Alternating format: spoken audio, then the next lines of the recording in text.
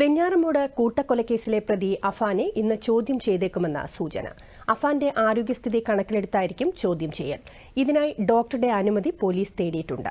ഡോക്ടറുടെ നിർദ്ദേശപ്രകാരമായിരിക്കും ചോദ്യം ചെയ്യൽ. അഫാൻ ഒറ്റയ്ക്ക് കൃത്യം നടത്തിയെന്നാണ് പ്രാഥമിക നിഗമനമെന്ന് south zone IG Shyam Sundar പറഞ്ഞു.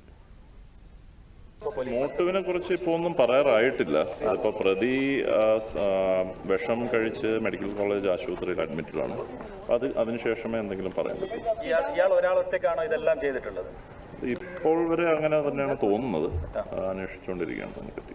എല്ലാവരും ഒരേ രീതിയിലാണ് അത് ഇപ്പോൾ ഫോറൻസിക് ടീം അതിന്റെ അന്വേഷണം നടത്തിക്കൊണ്ടിരിക്കുകയാണ്. അതിനുശേഷമേ അതിനെപ്പറ്റി എന്തെങ്കിലും പറയാൻ പറ്റൂ.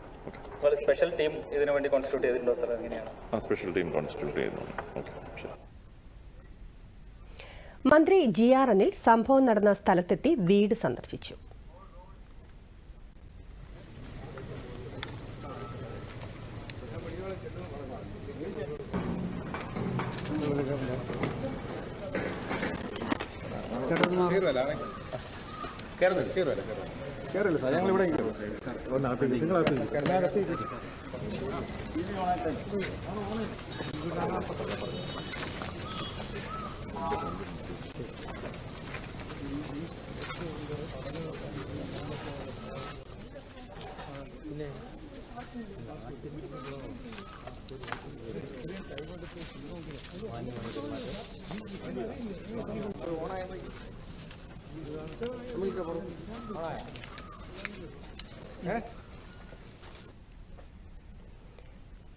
അഫാന്റെ മാതാവ് ഷെമിയെ ആശുപത്രിയിൽ സന്ദർശിച്ചതായും തന്നെ തിരിച്ചറിഞ്ഞതായും അമ്മാവൻ ഷറഫുദ്ദീൻ പറഞ്ഞു.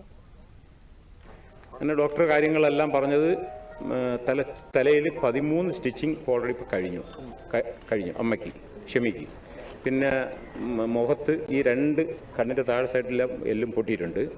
പിന്നെ വാ തുറക്കത്തില്ല. അപ്പോൾ നമ്മൾ ജ്യൂസ് ഐറ്റങ്ങളാണ് കൊടുത്തുകൊണ്ടിരിക്കുന്നത്.